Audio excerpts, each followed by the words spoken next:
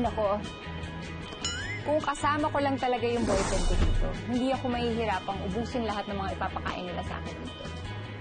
Hi, Sos! Hi, Iya! Hello sa inyo mga kapuso. Nandito po ako sa Kisara Yakitori Bar at samahan niyo po ako ngayon dahil hanggang ngayon po ay humuhugot pa rin ako.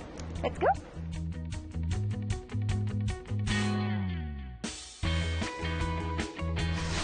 Kakamusta naman? Parang namimiss kong magpunta sa mga ganitong lugar ng may kasama, may ka-share sa pagkain.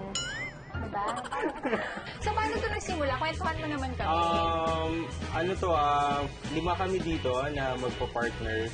We really wanted to have a food park like this. Pero ang concept namin is more on street food, Japanese street food. Anong pinagkaiba niya sa ibang mga mostly Japanese street food siya na wala siya sa top 5 street foods ng Japanese. So, ang mga namin is, main namin is the yakitori, which is the chicken.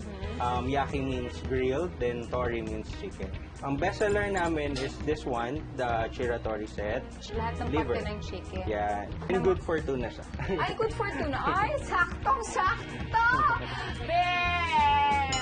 Yan, isa lang ako, so okay lang. So, katulad nga ng mga crush natin, ano nga namang titigan lang natin to? Kailangan tikman natin to. Sige nga, ano ba kainin to? Ganyan na lang. Yan. Alam. Sarap. Thank you. Oh. Ay, sige. Subo. Thank you. Oh. Sweet namin, di ba?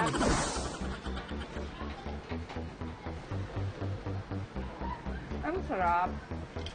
Ang sarap. Ito naman, ano to? Anong klaseng ice red to? tea. Red tea. Then this one is green tea. Anong flavor nitong red tea? Yung flavor niya parang, basically para siyang lemon tea rin natin. Pero medyo sweet siya. Oo nga, parang hindi. Lasa siyang medyo fruity. Medyo strawberry type. Oo. Parang raspberry, strawberry, ganyan. Tikman ko din tong green tea nyo. Yan parang cucumber naman yung taste. Sarap. Ano naman yan? Ito is my kani salad. Ito na muna. Kani. Tikman nga natin.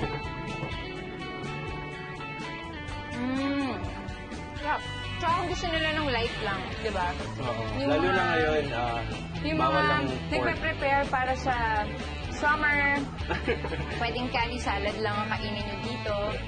Di ba? Ako rice lagi, kaya... Ikaw ba nagpe-prepare ka na sa summer? Nagpe-prepare, pero yung body ko ayaw mag-prepare. Okay. Ayan. Ito naman, ano tong balls na to? Potato balls siya. Ang nasa loob niya is chicken and cheese. Ang sarap. This one is tuna flakes, para medyo fishy yung taste. Tsaka light lang din. Hindi siya ganun ka-heavy. So, then, Ito naman ay gyoza. Ibabaw niya is wet, then yung ilalim niya is fried. fried. Okay. Gusto mo pala? Tinan mo dapat ganito. Yan, dapat ganyan kayo ka-sweet pag pupunta kayo dito. Bigay nyo lahat para... Bigay nyo lahat, yan. Bilhin nyo lahat, tikban nyo lahat. Maraming salamat, Chef. At inimbitahan mo kami dito, Mark. Salamat din, Jay. Nako, Sos, Iya, daya nyo. Hindi nyo ako sinamahan dito. Pero next time, kailangan magkakasama na tayong tatlo para hindi lang ako yung tumataba. Pati kayo rin.